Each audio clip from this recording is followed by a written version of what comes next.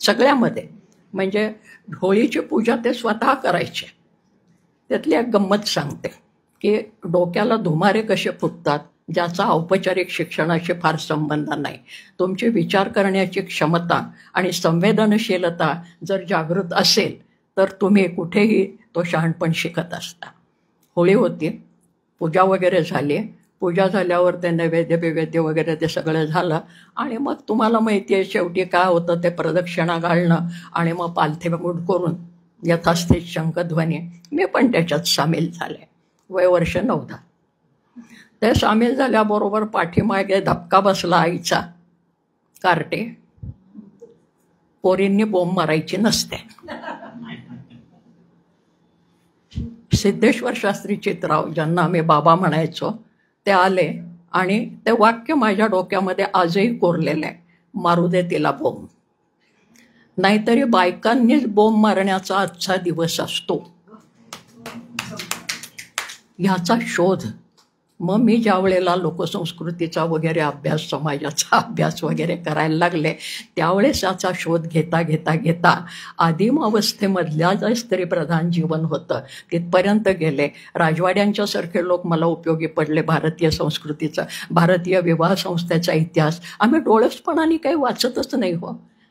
आम्ही नुसतं factual truth घेतो आणि गप्प बसतो. म्हणजे त्याच्यातल्या फक्त घटना घेतो, त्या घटनांच्या खोलामध्ये जाऊन त्याच्या पाठीमागचा अभ्यास कधी करत नाही किंवा विचार करत नाही. तिथे राजवाडे आले, धर्मानंद कोसंबी आले. गंमत अशी होती आहे की आपल्याला अनेक अंगांनी एका विषयाचा विचार केल्याशिवाय सामग्र्याने तो विषयाचं आकलन होत नाही. आता आपण संत साहित्याबद्दल एवढं बोलत असतो. संत साहित्य काय हो? संत साहित्य लोकसाहित्यच आहे. कारण काय आहे, अभंग आणि ओवी. ओवी हा मूळ छंद. ओव्या किती प्रकारच्या आहेत? आपल्याकडे मुळातला छंद हा ओवी छंद, कारण तो गद्य आणि पद्याच्या सीमारेषेवर आहे. ताल लयबद्ध पद्य म्हणजे ओवी.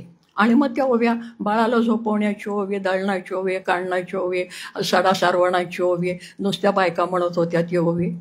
4 ओव्या एकाखाली एक एकत्र केल्या एका छंदातला की झाला एक अभंग. असा विचार कोणी आपण रचनेच्या दृष्टीने सुद्धा करत नाही. मास्तर म्हणवणारे लोक आम्ही शहाणे. आणि म्हणून मग आमचे डॉक्टर रामचंद्र चिंतामण यांच्यासारखे लोक ज्या वेळेला असा मुळामध्ये जाऊन विचार करतात तेव्हा ते सांगतात संत साहित्य म्हणजे काय? परमार्थीकृत लोकसाहित्य. हे परमार्थाचा विचार त्याच्यात मांडलेला आहे, पण ते लोकसाहित्य. कारण ओवी हा मूळ छंद. संतांनी श्लोक नाही लिहिले, श्लोक पंडितांनी लिहिले. संतांनी ओवी लिहिले, अभंग लिहिले, भारुडं लिहिले, दमामा लिहिला, धिंगाणा घातला अभंगांच्या मध्ये. तेव्हा हे जे काही सगळं आहे म्हणजे भारुडं आहे, हा भारूड लोकपरंपरेतला विचार आहे आणि लोकपरंपरेतला तो छंद आहे, लोकपरंपरेतलं सादरीकरण आहे. आणि हे केलं कोणी? भारूड म्हटलं की आमच्या डोक्यामध्ये आज फक्त एकनाथच असतो. आणि एकनाथ हा उच्चवर्णीय ब्राह्मण, लक्षात घ्या. आणि त्यांनी जे भारुडं रचली आहेत त्या भारुडांच्या मधलं क्रांतिकारकत्व बघा नुसतं तुम्ही. म्हणजे रचनेच्या दृष्टीने तर आहेच, पण आशयाच्या दृष्टीने सर्वसामान्य बाईचं पीडन कसं होतं त्याच्यासाठी स्त्रीमुक्तीचा कोणी झेंडा घ्यायची गरज नाही आहे. एकनाथ महाराज सांगतात, नवरा नको ग बाई, मला दादला नको ग बाई. आणि मग का ग बाई, तर तो संवाद आहे, नाट्य आहे. या लोकपरंपरेमधल्या नाट्यामधून पुढचं नाटक विकसित झालंय अशा प्रकारचा सिद्धांत नाट्याचार्यांनी मांडलेला आहे. तिकडेही आमचं लक्ष नाही आहे की भारतीय नाट्य परंपरा ही कुठून आली, तर भारूड हे तिचं मूळ आहे. त्या भारुडामध्ये नाट्य आहे फार मोठ्या प्रमाणावर लोकपरंपरेमधलं, आणि त्याच्यातनं नाटक विकसित झालेलं आहे. माझी विद्वत्ता जास्त पाजळत नाही, फक्त संत साहित्याकडे बघण्याचे हे जे निरनिराळे आयाम आहेत त्याच्याकडे मी फक्त लक्ष वेधते आहे, बाकी काही करत नाही. आणि म्हणून मग संतांनी म्हटलेलं आहे की आम्ही काय करतो आहोत, आडराने भरले जग. हे जग आहे हे आडरानांनी भरलेलं आहे, कुसळांनी भरलेलं आहे. आणि त्याच्यामधनं आम्हाला या लोकांना काढायचं आहे. अतुल पेठेने जे रिंगण केलं ते मी पाहिलं आहे. अतुल माझा चांगला मित्र आहे आणि त्यावेळेस आमच्या या सगळ्या चर्चा झालेल्या होत्या. आणि म्हणून संबंध जे संत परंपरा आहे ती संत परंपरा कुठपासून आहे, उलटसुलट विचार होत आहेत. त्यातल्या एक मूलभूत भूमिका तुमच्यासमोर मांडते आहे की संत साहित्याचा विचार करत असताना नुसता पांडुरंग, विठ्ठल आणि वारवी वगैरे एवढाच विचार करून चालत नाही आहे. तर संत साहित्याचा उपयोग काय आणि त्याच्याकडे त्यांनी काय केलं नेमकं संत साहित्याने, याबद्दल विद्वानांनी ज्या चर्चा केलेल्या आहेत त्याच्यामध्ये न्यायमूर्ती महादेव गोविंद रानडे, जे स्वातंत्र्यपूर्व काळामधले फार मोठे विचारवंत, त्यांनी मांडणी केलेली आहे rise of the Maratha power या ग्रंथामध्ये. मराठ्यांच्या सत्तेचा उत्कर्ष या नावाने त्याचा विकास झालेला आहे, भाषांतर झालेलं आहे मराठीमध्ये. आणि मराठा पॉवर म्हणजे मराठ्यांची राजकीय शक्ती ही कुणी उदय केली, कुणामुळे उदय झाला? शिवाजी महाराजांच्यामुळे. आणि या शिवाजी महाराजांना महाराष्ट्रामध्येच हे स्वराज्य स्थापन करण्याची प्रेरणा कोणी दिली? महादेव गोविंद रानडे म्हणतात संत साहित्याने दिली. कारण संत साहित्याने काय केलं तर इथलं परंपरा जिवंत ठेवली, भाषा जिवंत ठेवली. सध्या गेले 4-6 दिवस भाषेवरनं प्रचंड गदारोळ चाललेला आहे आणि त्या अभिजात भाषा वगैरे, आणि त्याच्यामुळे बोलून बोलून मी इतकं थकली आहे की आता तुमच्यासमोर मला बसून बोलावं लागतंय. कारण इतक्या प्रसिद्धी माध्यमांनी पेडलंय मला की काय विचारता सोय नाही. तर तो भाग सोडून देऊ आपण. तर सांगायचं तात्पर्य, रानडे म्हणतात की संतांनी जर काय केलं असेल तर संतांनी पहिली गोष्ट मराठी भाषा जिवंत ठेवली. भाषा ही नुसती बोलण्याचं साधन नसते. भाषा हा अस्मितेचा मानदंड असतो. आपल्या भाषा हे संस्कृतीचं वाहन असतं. तुमचं खाणं पिणं, सण वार, चाली रीती, रूढी, उठणं बसणं हे तुमच्या भाषेतनं व्यक्त होत असतं.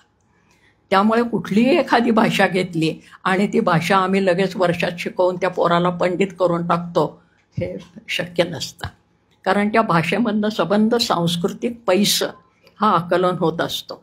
आणि म्हणून आपली जी मातृभाषा आहे त्या मातृभाषेमधून हा पैस हा पूर्णपणे आकलन झालेला तो आमच्या संतांनी जिवंत ठेवला महाराष्ट्रामध्ये तळागाळापर्यंत, श्रमकऱ्यांच्यापर्यंत. म्हणून त्या पंढरीचा पांडुरंग हेच दैवत. महाराष्ट्रामध्ये देव काय थोडे आहेत का महाराष्ट्रामध्ये आणि भारतामध्ये? परंतु वारकऱ्यांनी जो घेतला तो विठ्ठल घेतला. तो विठ्ठल सर्वसामान्य माणसाचं प्रतीक आहे. त्याच्याबद्दल मी जास्त बोलत नाही. दिल्लीला बोलले ते भाषण व्हायरल होत आहे की सर्वसामान्य माणूस इथला कसा आहे? श्रमकरी माणूस आहे, हो, शेतकरी आहे. ते मगाशी जो उल्लेख केला कांदा मुळा भाजी अवघी विठाबाई माझे, त्याचं रूपच कसं आहे? कांबळ खांदी वाहन पायी डोईस मुंडासे, श्यामल रंगी सान रूप ते साधेपण भासे. तो पंढरीच्या पांडुरंगाची मूर्ती जर तुम्ही त्याच्यावरचे वस्त्र अलंकार दूर करून पाहिले तर ती दगडी मूर्ती जी आहे त्याच्यामध्ये सुद्धा खांद्यावर कांबळं आहे फक्त आणि हातामध्ये काठी आहे. आणि मग पांडुरंग, विठ्ठल आणि कृष्ण यांना संतांनी समरूपात पाहिलेलं आहे, एकरूपात. आणि मग गाणी इतकी सुंदर आहेत संत परंपरेमधली आणि त्या भक्ती परंपरेमधली गाणी म्हणते. मी काव्य म्हणून रचना म्हणते. भक्तीचा आणि भावनेचा संबंध नाही. काव्य म्हणून रचना किती सोन. हाती काठी सहवळा वळतो गाई, धन्य भाग्य आनंदाचीचे बाई. एक म्हणती हा यशवदेचा कान्हा, लहान दिसतो पण बाई मोठा शहाणा.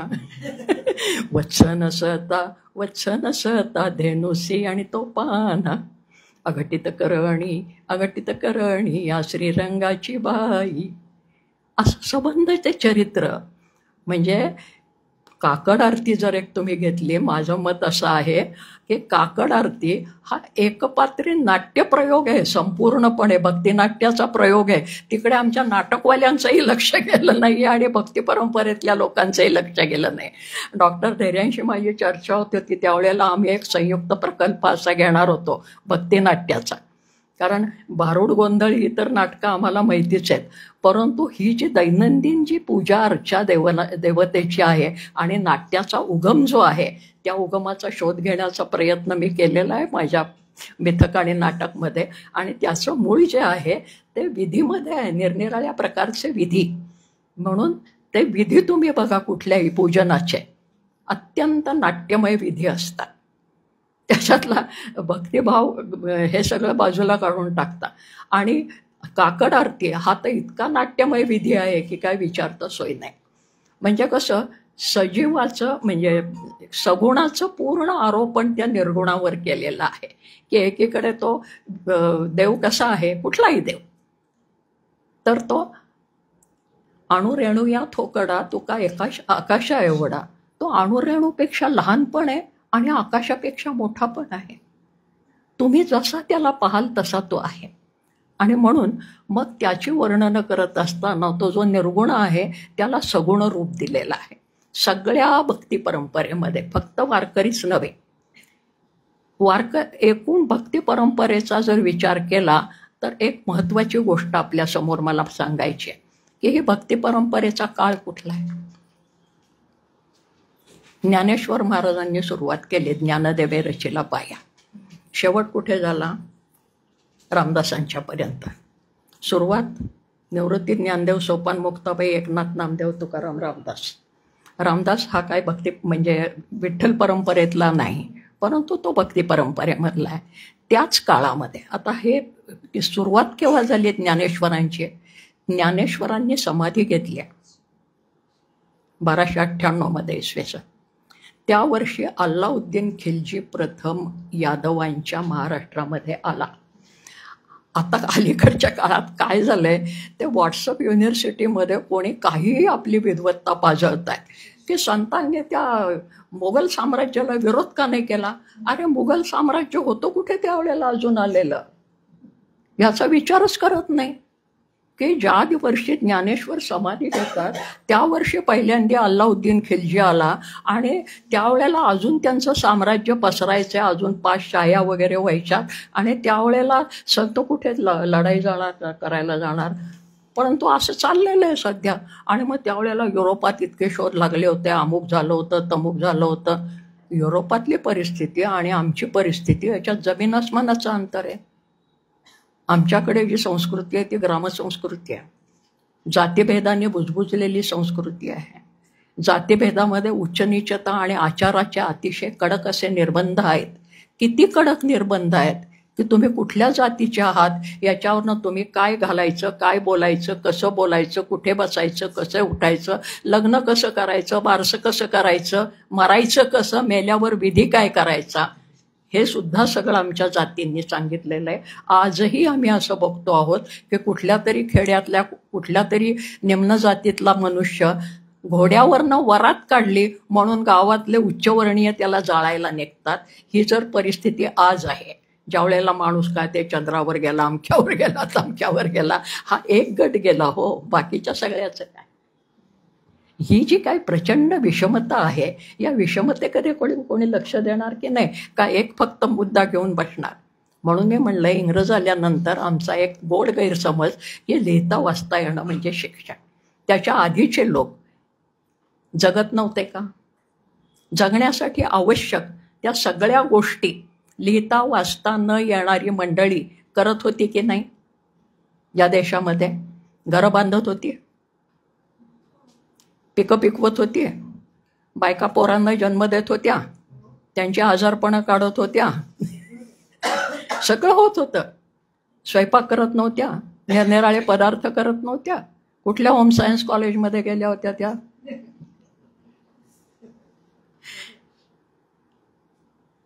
बिल्डिंग एकीकडे आम्ही म्हणतो आमचे किल्ले बघा, 400 वर्षापूर्वीचे किल्ले असे उभे आहेत, आमचे ऐतिहासिक वाडे बघा, आणि आता आमच्या बिल्डिंगा बघा 30 वर्षात रिनोव्हेशनला काढल्या जातात, रिकन्स्ट्रक्शन.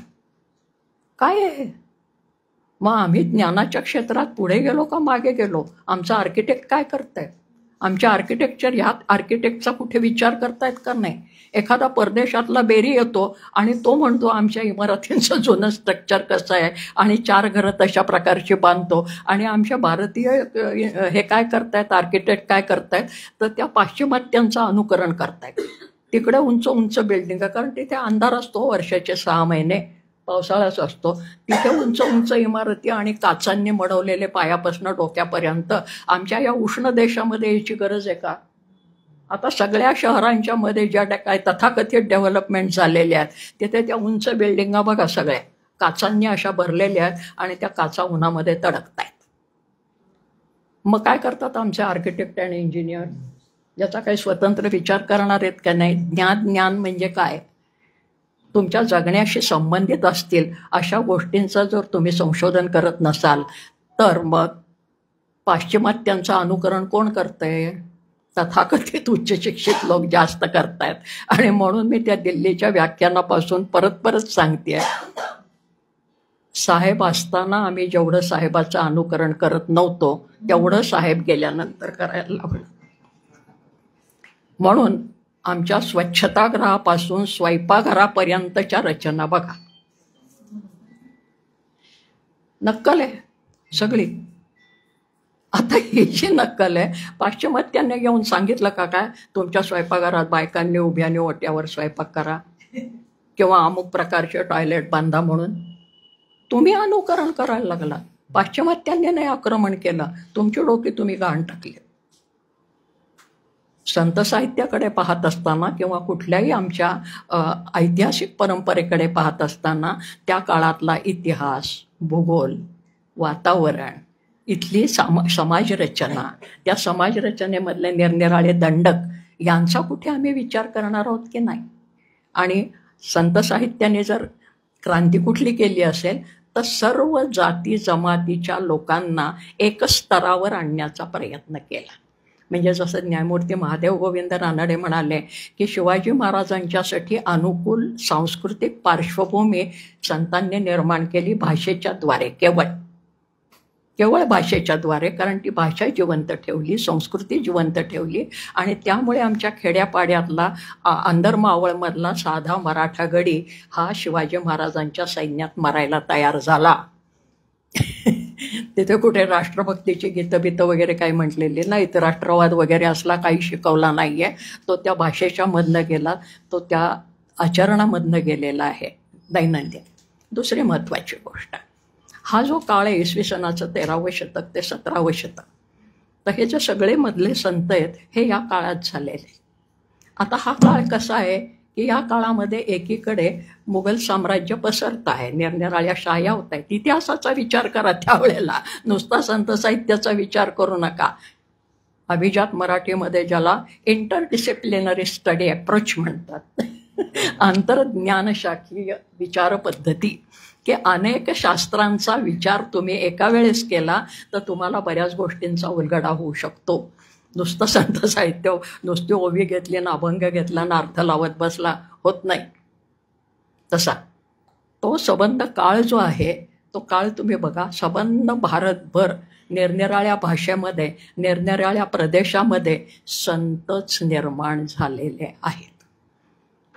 काश्मीरमध्ये लल्लेश्वरी आहे, राजस्थानमध्ये मीराबाई आहे, गुजरातमध्ये सहजोबाई आहे, दक्षिणेकडे सगळे इतर संत आहेत, बसवाचार्यांचा पंथ आहे, या केरळापर्यंत कारकेला अम्मय्यार आहे.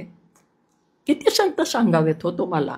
आणि हा जो मधला काळ आहे 13वं शतक ते 17वं शतक हा सगळा संत साहित्याचा काळ आहे. अशा वेळेला तुम्हाला साहित्याचा इतिहासाचाही विचार करावा लागतो की आपण महाराष्ट्रामध्ये आपण साहित्य म्हणतो, ते साहित्य कुठलं? 4 मध्यमवर्गीयांनी लिहिलेलं साहित्य तेवढं नाही आहे हो. तर मग ह्या साहित्यामध्ये 3 टप्पे पाडले जातात. साहित्याचा इतिहास बारकाईने पाहिला तर संत साहित्य मूळ, सर्व भाषांच्या मध्ये भारतामध्ये संत साहित्य मूळ आहे.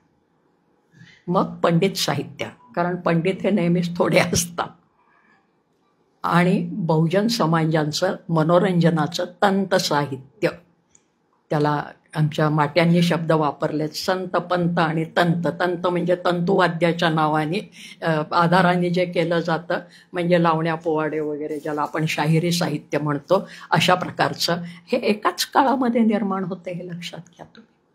हे सगळं देशी आहे, हे एतद्देशीय भाषेतलं आहे आणि सर्व प्रांतामध्ये आपापल्या भाषेमधनं तिथली स्थानिक दैवत ही उपास्य दैवत आहे.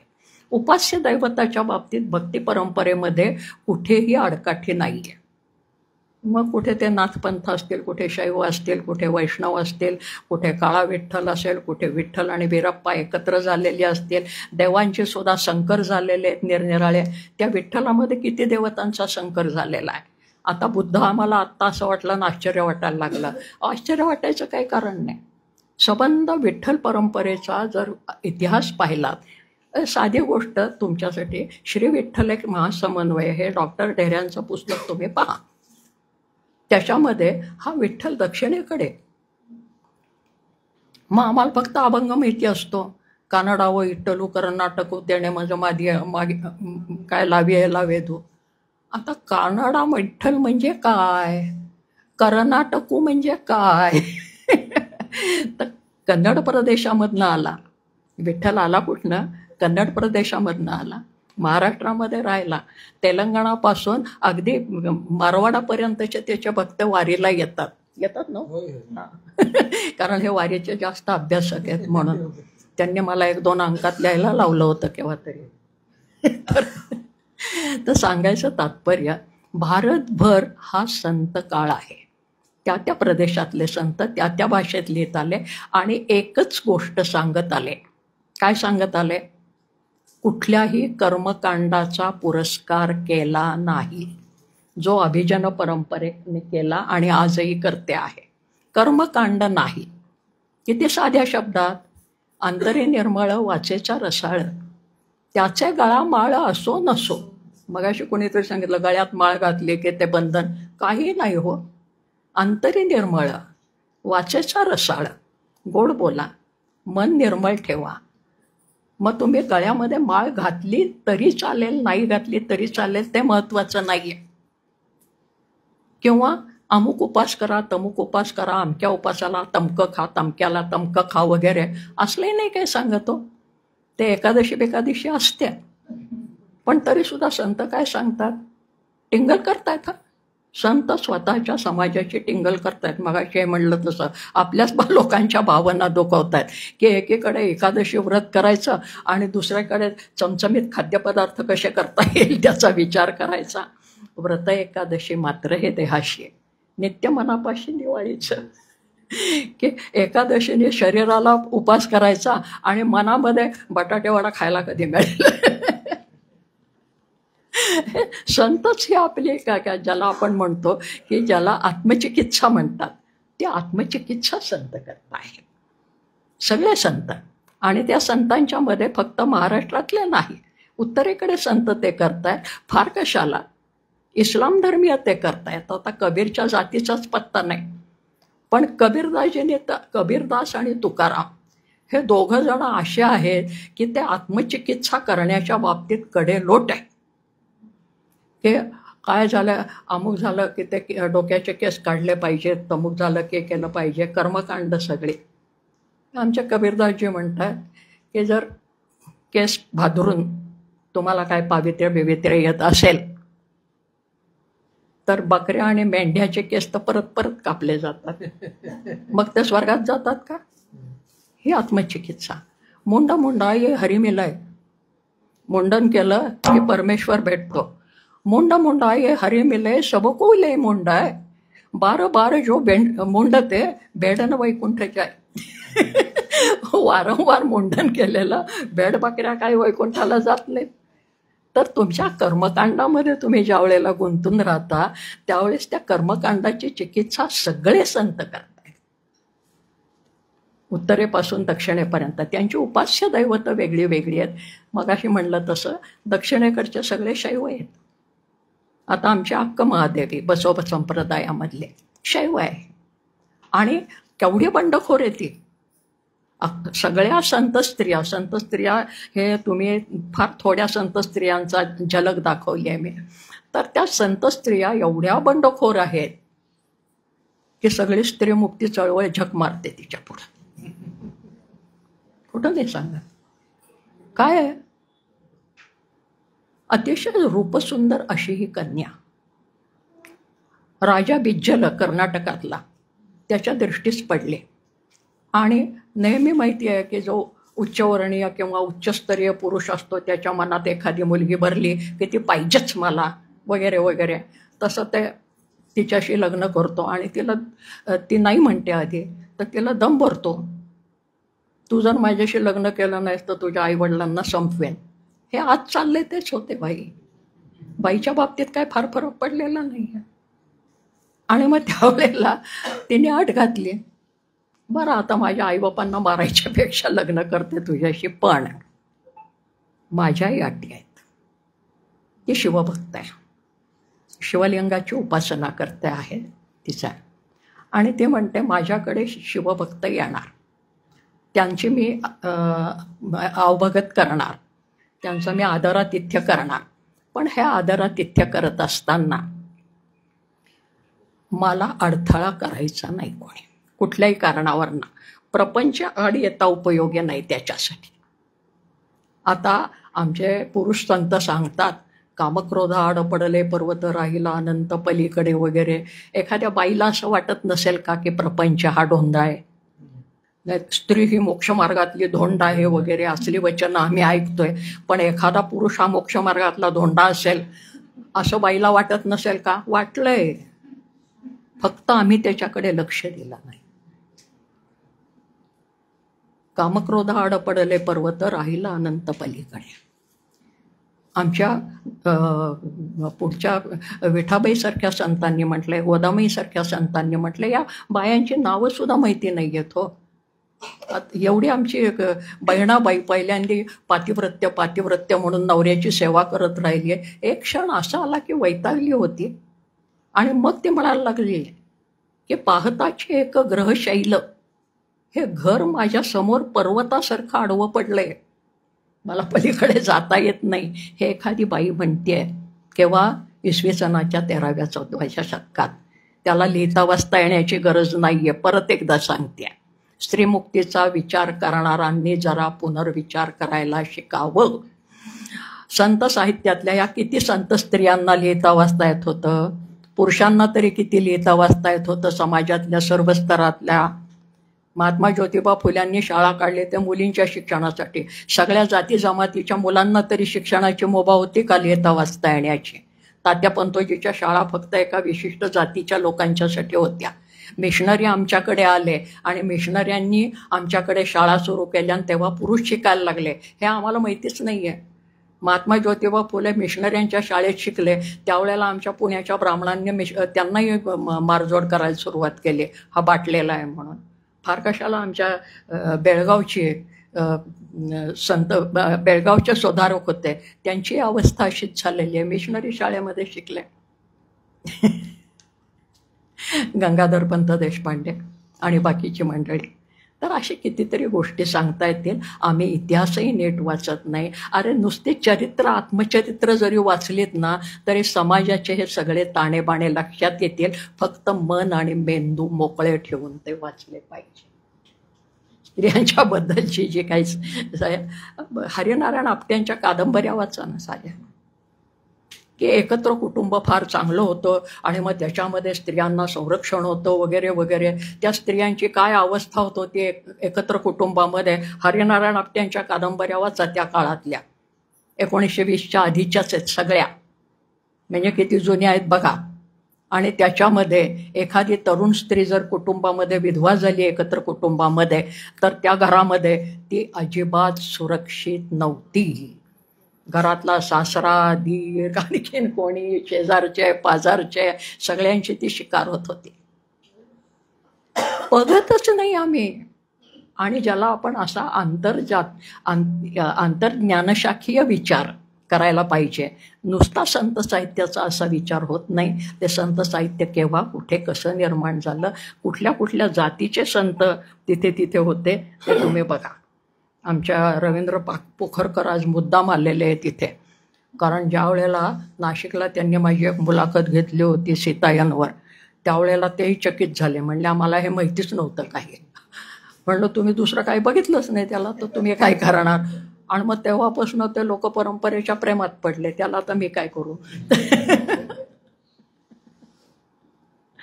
तर सांगायचं तात्पर्य, मग असे चांगदेवांचा उल्लेख केला.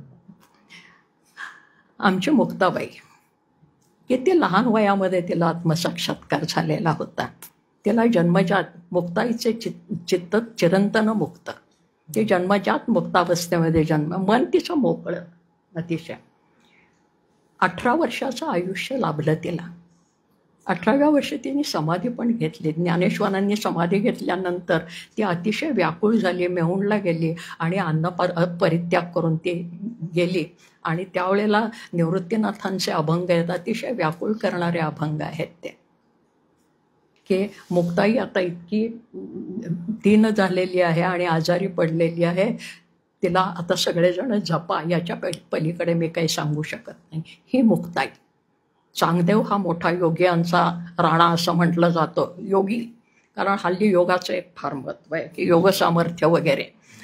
तर तसं तो चांगदेव हा फार मोठा योगी आणि योग सामर्थ्याने त्यांनी सगळं चराचर विश्व आपल्या ताब्यामध्ये ठेवलं होतं. तो वाघावर बसून आला, हातामध्येच काय सर्पाचा चाबूक घेतला. आळंदीला गेलं तर ही सगळी कथा सांगितली जाते, ती भिंत भिंत दाखवली जाते. चमत्कार कथा त्याच्यातल्या बाजूला सोडून द्या. परंतु ती मुक्ताबाई जी आहे, त्या मुक्ताबाईला तिने गुरु केलं हो त्या चांगदेवानी, ज्याने काय 1400 वर्ष काय तप वगैरे केलं होतं. आणि मग याचा विचार कोण करतं? आमच्या अभिजन परंपरेतले महाविद्यालयात शिकवणारे प्राध्यापक करत नाहीत, ही मुक्ताई करते. आणि त्या मुक्ताईचे आकलन करणारी बहिणाबाई चौधरी करते. लोकपरंपरेतली जात्यावर दळण दळणारी बाई बहिणाबाई चौधरी काय म्हणते ते? माझी मुक्ताई मुक्ताई, माझी मुक्ताई मुक्ताई, 6 वर्षाचं लेकरू, चांगदेव योगी यांनी तिला मानलं र गुरु. चांगदेव खाली उतरला वाघावरनं, तिचे पाय धरले, तू माझे गुरु आहेस म्हणून. ही जे काय उपजत शहाणपण आहे आणि हे जे आत्मसामर्थ्य आहे, हे सामर्थ्य तुम्हाला सर्व संतांच्यामध्ये उत्तरेपासून दक्षिणेपर्यंत दिसेल. त्या अक्क महादेवीची गोष्ट सांगत होते. त्याने अट घातली. अट काय घातली? की माझ्या शिवभक्तांचा अपमान होता उपयोगी नाही. फार फार तर मी 3 वेळा हा अपमान सहन करेन, 4थ्या वेळेला करणार नाही. आणि त्यामुळे एकदा, दोनदा, 3दा, ते सगळे काही कथा सांगत नाही, अपमान झाला. 3री वेळ झाली. 3ऱ्या वेळेला बिज्जल कामातुर झालेला आणि त्यांनी तिला जवळ घेण्याचा प्रयत्न केला. आणि त्यावेळेला शिवभक्त आलेले, दिवसाची वेळ, आणि शिवभक्तांचा आदर करण्यासाठी ते जायचं म्हणाले. त्याने तिच्या वस्त्राला हात घातला. वर्णन आहे सगळं कन्नड साहित्यामध्ये. त्या वस्त्राला हात घातला. तिने ते नेसलेलं वस्त्रच त्यागून दिलं आणि ती म्हणली मी चालले. अट घातलेली संपली. भंग झाला. 3ऱ्या वेळेला तिच्या केशसंभार अतिशय लांबलचक होता. कन्नडमध्ये फार सुंदर एक चित्रपट निघालेला आहे. आम्ही हे असलं बघत नाहीत काही. अक्क महादेवी हेच त्या चित्रपटाचं नाव आहे. तिने आपले मस्तकीचे केस सोडले, ते सबंध तिच्या अंगावर एखाद्या पांघरुणासारखे पांघरले गेले आणि ती पूर्णपणे त्या राजाच्या वस्त्राचा त्यागसुद्धा करून हातात शिवलिंग घेऊन ती मल्लिकार्जुनाला जाऊन तसेच. आणि तिथे मग तिने ती अक्क महादेवी म्हणून, संत म्हणून प्रसिद्ध झाली. पुढे तिच्या पुष्कळवत. सांगायचं तात्पर्य, अशा जबरदस्त संत बायका सगळ्या भक्ती संप्रदायामध्ये होत्या, महाराष्ट्रामध्ये होत्या. जनाबाई आमचे, आता तिच्या आई कोण, बाप कोण, काय माहिती नाही. आई मेली, बाप मेला, आता सांभाळी विठ्ठला, मी तुझे गाले करू नको मजसी अभ्यरू, असं म्हणायला लागले. पण आमच्या जात्यावर दळण दळणाऱ्या बायांना ती जनाबाई इतकी जवळची वाटते की काय विचारता सोय नाही. काल एका चॅनलने माझी मुलाखत घेतली वारीवर आणि संतांच्यावर. त्याच्यात मी हे सगळी कथा सांगितली. ती आत्ता काही सांगत नाही. पण ही जनाबाई अंत्याच्या समाजातली एक टाकून दिलेली मुलगी, स्वतःला नामयाची दासी समजणारी, पण तिलासुद्धा मंदिरात प्रवेश दिला नाही हो आमच्या या उच्चवर्णीयांनी. म्हणजे नामदेवाच्या कुटुंबातल्या राजाई गोणाई, त्याची पत्नी, ह्यांना प्रवेश दिलेला होता. आणि हिला प्रवेश दिला नाही, जी स्वतःला सातत्याने नामयाची दासी नामयाची दासी म्हणते तिला. आणि मग तिच्यावर उलट टीका करायला सुरुवात झाली. ते मग ती आमची जनाबाई पण ह्या अक्कमहादेवीसारखी निस्संग झाली, ज्याचं वर्णन केलेलं आहे एकनाथ महाराजांनी याच्यामध्ये. बाई मी जाहले निस्संग, विकल्प नवऱ्याचा सोडियाला संग. जसा तो विकल्प नवऱ्याचा अक्कमहादेवीने संग सोडला तसं इकडे झाला. जनाबाईचं लग्न नव्हतं झालं, पण ती म्हणाली मी कितीही जरी मर्यादेमध्ये वागले तरी तुम्ही माझी जर अवहेलनाच करत असाल, मला जर तुम्ही बसवी म्हणत असाल, कसबीण म्हणत असाल, उघड्या मांडीचं कसब दाखवणारी म्हणत असाल, या सगळ्याला लोकपरंपरेमध्ये अतिशय वाईट अर्थ आहे. तर ती म्हणली हो आहे मी तशी. पुढे डोईचा पदर आला खांद्यावरी. डोक्यावरचा खांद्यावर पदर बाईच्या खांद्यावर आला की तिचं शील गेलं. तिचं सगळं वस्त्रामध्ये शिलावं गुंठण केलेलं.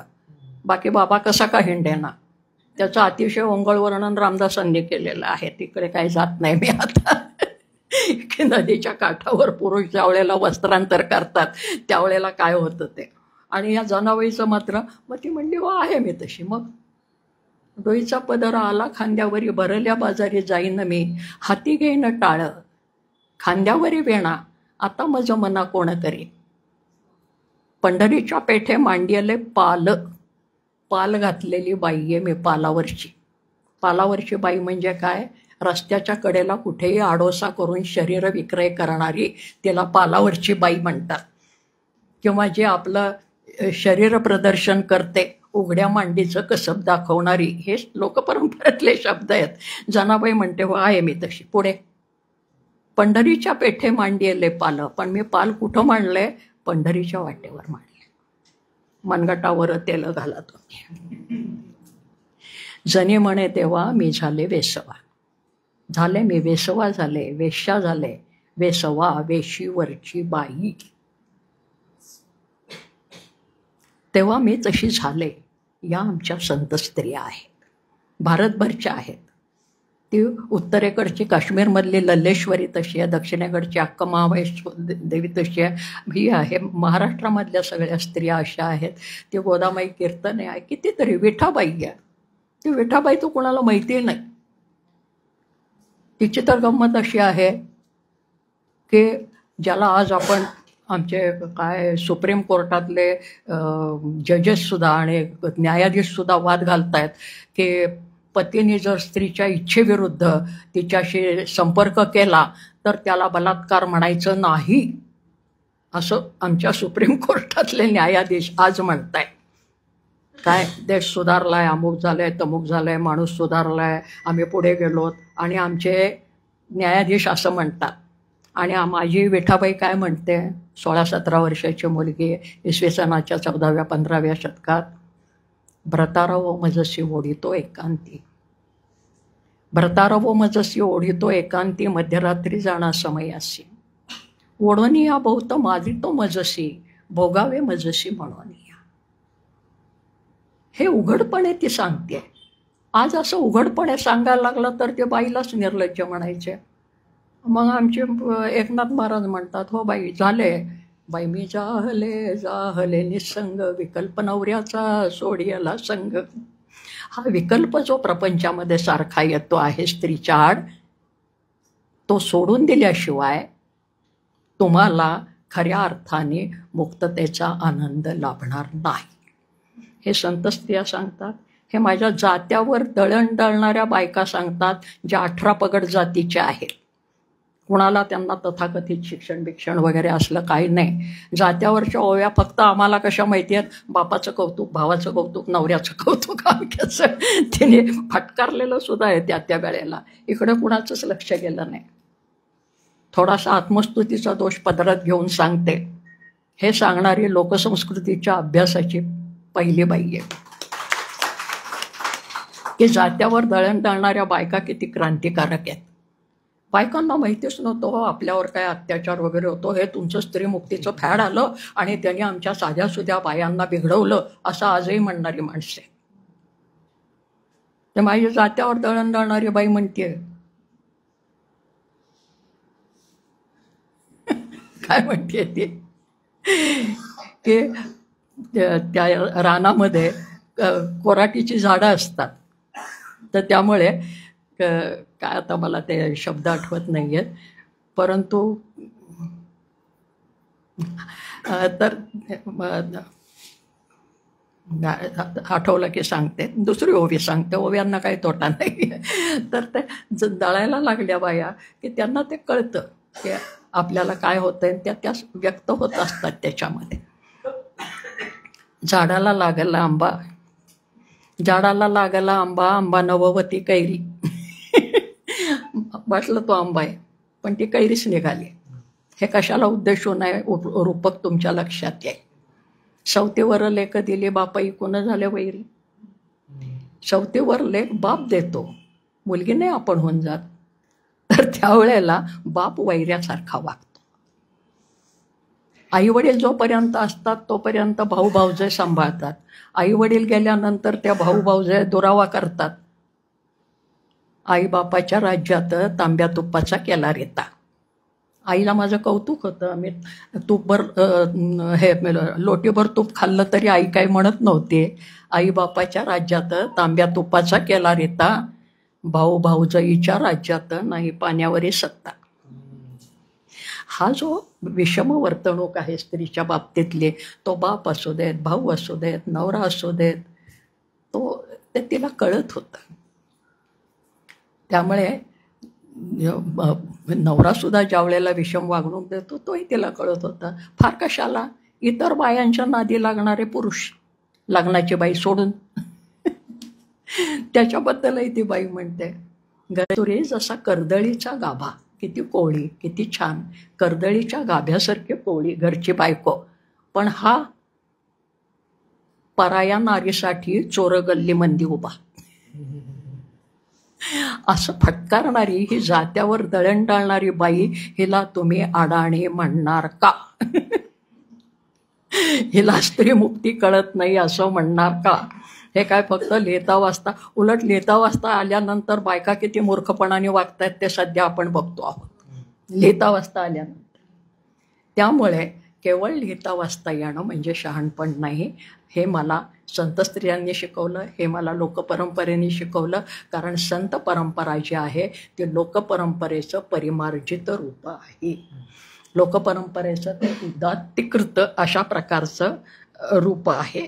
आणि त्याच्यासाठी निरनिराळ्या लोकांनी जी विश्लेषणं केली आहेत, एक तुम्हाला सांगितलं, दोन सांगते आणि थांबते, की महादेव गोविंद रानड यांनी म्हटलेलं आहे की शिवाजी महाराजांना अनुकूल पार्श्वभूमी संत साहित्याने निर्माण करून दिलेली होती. त्याच्या उलट त्याच्यावर टीका करणारे आमचे राजवाडे आहेत. कारण राजवाडे पुन्हा एका विशिष्ट पठडीमधनं जाणारे आहेत, उच्चवर्णीयांच्या.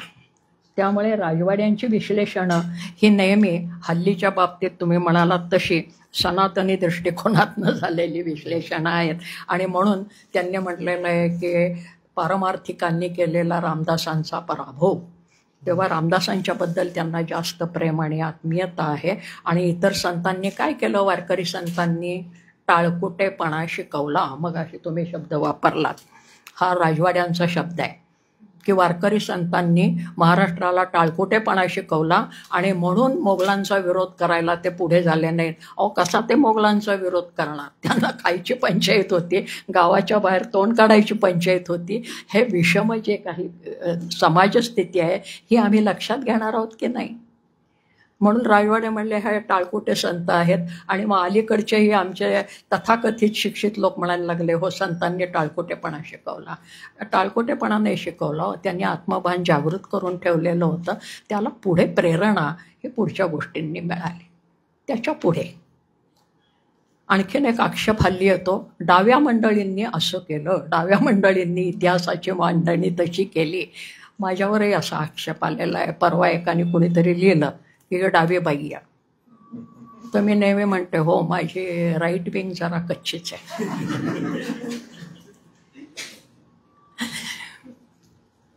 असू द्या. तर डाव्या मंडळींनी जी विश्लेषणं केली त्यांनी संत साहित्याचंही विश्लेषण केलं, त्यांनी देवदेवतांचंही विश्लेषण केलं आणि त्याच्यामध्ये आमचे डॉक्टर राममनोहर लोहियांनी तर स्त्रियांच्या आणि पुरुषांच्या जीवनाचं इतकं विदारक चित्रण केलेलं आहे की ते आज तथाकथित पुरोगामी म्हणणाऱ्यांना सुद्धा चक्कर येईल अशा प्रकारचं ते विश्लेषण आहे. भक्ती संप्रदायापुरतं फक्त सांगते. राममनोहर लोहिया म्हणले की एकेकाळी त्या भक्ती संप्रदाय लोकांनी एवढा उचलून धरला भारतभर, त्याचं एक कारण आहे आणि मला ते कारण जास्त संयुक्तिक आणि रास्त वाटतं समाजस्थिती लक्षात घेता. ते मी मुंबईच्या एका व्याख्यानात त्याचं विश्लेषण केलेलं होतं कुमार केतकर असताना.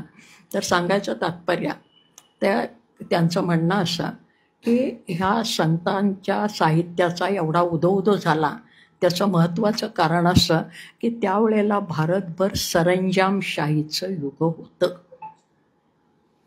सुवर्ण पडलं. आणि सरंजामशाहीमध्ये काय असतं, एकनिष्ठ सेवा हे महत्त्वाचं मूल्य असतं आणि भक्तांनी काय करायचं, एकनिष्ठतेने राहायचं. दुसरीकडे स्त्रियांनी आपल्या नवऱ्याबद्दलही तशीच एकनिष्ठता दाखवावी, कारण तो देव आहे. राजधर्म आणि देवधर्म हा एकरूप झाला कारण ह्या सरंजामशाहीने ते मूल्य दिलेलं होतं. याच्यामध्ये अजिबात तथ्य नाही असं नाही, त्याचाही विचार व्हायला पाहिजे. तेव्हा विचारवंतांनी या सगळ्या काळाचं, या परिस्थितीचं विश्लेषण कसं केलं आहे हा महत्त्वाचा मुद्दा आहे. म्हणून ते मी तुम्हाला राजवाडेही सांगितले, महादेव गोविंद रानडे सांगितले. अलीकडच्या काळामधले आमचे गंबा सरदार, गंगाधर बाळकृष्ण सरदार, अगदी परवापर्यंत होते ते, त्यांनी विश्लेषण केलेलं आहे की संतांना जास्त काही करता आलं नाही. ते स्वाभाविक आहे, म्हणजे त्यांना विरोध करता आला नाही, सरंजामशाहीलाही विरोध करता आला नाही पूर्णपणे आणि मोगलांना आणि इतर राज्यकर्त्यांना विरोध करता आला नाही. पण मग त्यांनी दुसरं काय केलं, तर त्यांनी सांगितलं संतांनी भक्ती क्षेत्रामध्ये लोकशाही निर्माण केली. म्हणजे संतांची ही भक्ती संप्रदायातली लोकशाही आहे की सर्व जाती जमातीचे संत एका स्तरावर, सर्व दैवत एका स्तरावर, कुठलं दैवत मोठं लहान नाही, पवित्र अपवित्र नाही.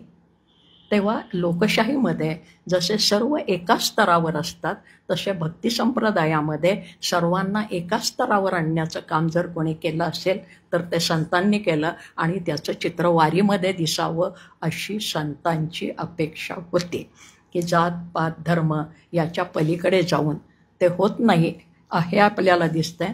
कारण आपली पुन्हा समाजातली जी परिस्थिती आहे ते त्याच्या आड येते आहे, याचाही आपण कुठेतरी स्वीकार केला पाहिजे. मगाशी आपण तक्रार केली आहे त्या दोन गोष्टी संतांनी केल्या. त्यातली एक गोष्ट म्हणजे जे उच्चवर्णीय आपल्याच नादामध्ये होते त्यांनाही भूमीवर आणला. की तुम्ही म्हणता तेवढं तुमचं अलौकिक अशा प्रकारचं नाही आहे, तुमचाही देव हाच आहे धर्माच्या पातळीवर. आणि जे अज्ञानी होते म्हणजे ज्याला आपण अंधश्रद्ध म्हणजे तोडगे, काय ते जादू टोणा भानामती अमुक तमुक हे आपल्या अन्नीसमध्ये फार असतं. तर हे करणारे जे समाजाच्या आणखीन अज्ञानी स्तरामधले होते, खालचा स्तर मी नाही म्हणत, हा अधिक अज्ञानी होता जो उग्र दैवतांची उपासना करत होता. त्यांनाही संतांनी शहाणपण शिकवण्याचा प्रयत्न केला.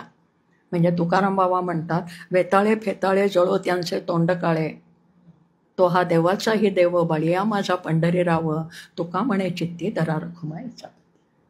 तेव्हा जे अगदी अज्ञानात आणि उग्र उपासनेमध्ये गुंतलेले आहेत त्यांनाही बाहेर काढलं आणि जे आपल्या अहंकारामध्ये गुंतलेले आहेत त्या भटाबामणांनाही खाली खेचण्याचा प्रयत्न केला आणि सगळ्यांना समान स्तरावर आणण्याचा प्रयत्न केला. ही आध्यात्मिक लोकशाही संतांनी निर्माण केली, वारकरी संतांनी. हे म्हणणं आपण, म्हणजे मी विनंती करीन राहुल सारख्या अमितसारख्या कार्यकर्त्यांना, यांच्यासारख्या लोकांना, की ही जी आध्यात्मिक लोकशाही आहे ही जास्त रुजेल कशी याचा आपण प्रयत्न केला पाहिजे. त्या तुम्ही देवधर्म माना किंवा न माना, तो काही महत्त्वाचा मुद्दा नाही आहे. परंतु लोकशाहीची जी तत्त्वं आहेत ही सर्व माणसं एका समान स्तरावर आहेत. ती आपल्या कुटुंबापासून मग ते राजकारणामध्ये येतील. नाहीतर मग काय होईल? कालच एका मुलाखतीचा शेवट करताना मी मगाशी पाटकरांना सांगितलं की आता मगाशी ते काय तू म्हणाला ना, ते मांसमध्य वारकरी लोकांचाही काय मांस खाऊ नये अमुक तमुक वगैरे, तर हे असं का होतं आहे आणि मग हे असले व्यसनांचा प्रचार वगैरे का होतो आहे वगैरे. तर एका वाक्यात मी सांगितलं त्या मुलाखत घेणाराला, याचं कारण संबंध ही जी काय वारकरी चळवळ आहे ही भक्तीकडून भांडवलशाहीकडे चाललेली आहे. याच्यात सगळं आलं आणि त्याचे बरेचसे तुम्ही बारकाईने विचार केलात तर सर्व पातळ्यांवर आपल्याला हे दिसेल. नाही तर तोपर्यंत वारकऱ्यांनी आपल्या कष्टाशिवाय दुसरं कोणाचंही घेऊ नये. आता वारकऱ्यांच्यासाठी अन्नछत्र आहेत आणि मिष्टान्न चाललेली आहेत आणि तिथे मारामाऱ्या चाललेल्या आहेत ते पदरात पाडून घेण्यासाठी, की ज्या वेळेला आमच्या तुकाराम बाबांनी सांगितलं आहे भिक्षापात्र अवलंबणे जळू जेणे लाजरवाणे, किंवा उत्तरेकडच्या आमच्या कबीरदासजींनी सांगितलेलं आहे मांगन मरण समान है मत कोई मांगो भीक, मांगन से मरना भला ये सतगुरु की सीख. सगळ्या संतांनी हेच सांगितलं आहे. हो, फक्त आम्ही त्याच्याकडे लक्ष देत नाही. आम्ही कर्मकांडामध्ये गुंतलेले असतो. याच्यामधनं बाहेर येणं हा महत्त्वाचा भाग आहे. या पुस्तिकांनिमित्त आहे. कारण या पुस्तिकामध्ये मी जो विषय मांडलेला आहे तो मुळामध्ये मी एक परत ते स्थानसुद्धा महत्त्वाचं आहे. तेवढी एकच घटना सांगते की आकाशवाणीने लाड व्याख्यानमाला म्हणून त्यांची महत्त्वाची असते. वर्षाआड एक व्याख्याता निवडला जातो महाराष्ट्रातनं आल्या, त्याला 3 व्याख्यानं आकाशवाणीवर द्यायची असतात. ती दिल्लीला रक्षण केली जातात आणि सर्व ठिकाणी वाजवली जातात. मला ही व्याख्यानं 93मध्ये देण्याची संधी मिळाली आणि त्याला विषय आकाशवाणीच देते तसा दिलेला होता, संत कवयित्रींची संतांची स्त्रीमुक्ती संकल्पना आणि आजची स्त्रीमुक्ती. तर मी ते व्याख्यानं काय द्यायची ते दिली. पण ते व्याख्यानं द्यायची सुद्धा मला संधी कुठे मिळाली?